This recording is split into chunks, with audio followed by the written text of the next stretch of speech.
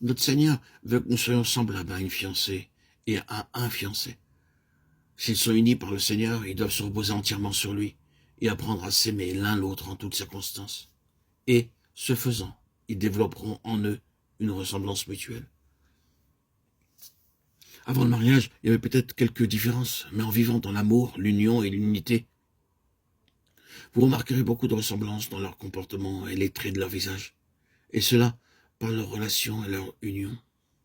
De même, quand nous venons à Dieu, dans notre condition de péché, nous sommes complètement souillés par le péché. Et les gens peuvent voir sur nos visages les taches hideuses du péché.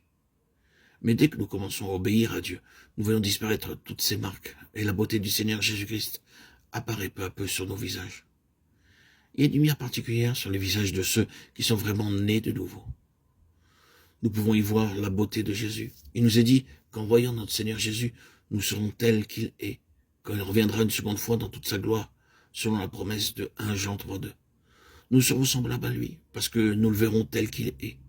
Alors, il fera de nous une couronne de gloire entre ses mains. Toutes nos faiblesses et nos manquements seront éliminés. Et nous verrons sur nos visages la gloire, la beauté et l'amour de Dieu. Dieu dit, je ferai de vous une couronne de gloire entre mes mains. Généralement, les rois portent des couronnes pour marquer leur autorité. Chaque roi a une couronne particulière façonnée selon un modèle spécial. Toutes sortes de joyaux et de pierres précieuses ornent la couronne.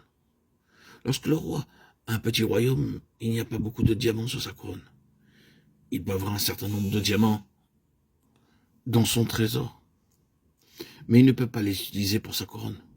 Les diamants, les joyaux et les pierres précieuses sont sertis selon l'importance et l'étendue de son royaume. Si le royaume est vaste, il y aura beaucoup de joyaux, de pierres précieuses et de diamants. Si le royaume est petit, ils n'utiliseront pas un grand nombre de diamants. En considérant la couronne, nous pouvons nous faire une idée de la grandeur du roi.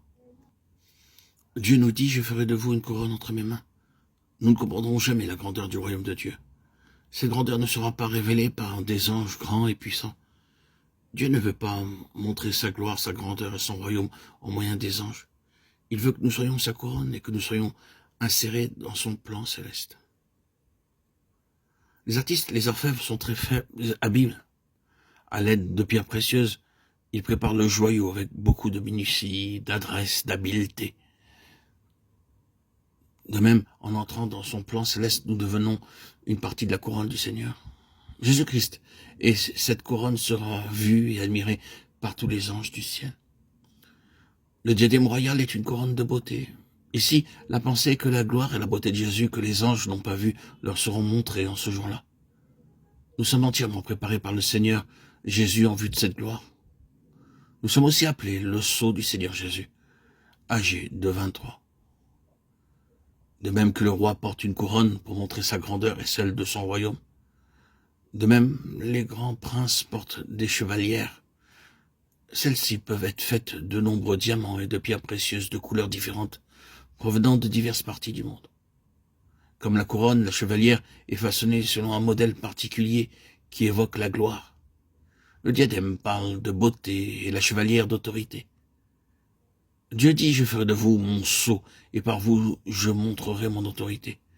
Car nous jugeons, et nous jugerons les anges. 1 Corinthiens 6:3.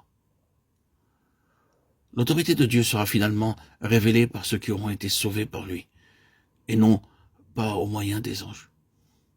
Nous deviendrons sa couronne, son diadème et son sceau, une couronne pour montrer sa gloire, un diadème sa beauté et un sceau son autorité. Jérémie 51, 20-23 parle du jugement de Dieu auquel toutes les nations et tous les peuples seront soumis. Il jugera d'abord les nations à sa première venue. Il viendra ensuite, après le millénium, pour juger toutes les nations, pour les briser et pour les détruire. Son autorité et son gouvernement seront pleinement manifestés. Il dit à propos de ce jour-là, je ferai de vous une couronne de gloire, un diadème et un sceau, afin que sa gloire, sa beauté, sa puissance et son autorité soient révélées. Cette position élevée du salut doit nous être révélée dans la main de Dieu. Je ne mets nullement les déclarations du Seigneur en doute. Ce ne sont pas des fables.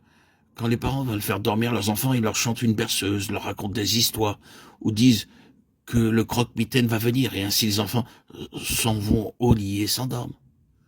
Mais ce que le Seigneur dit n'est nullement un conte ou une historiette. Ce sont des faits éternels et le message de Dieu doit toujours à nouveau nous être répété, car Dieu s'efforce de nous montrer que nous sommes très précieux à ses yeux.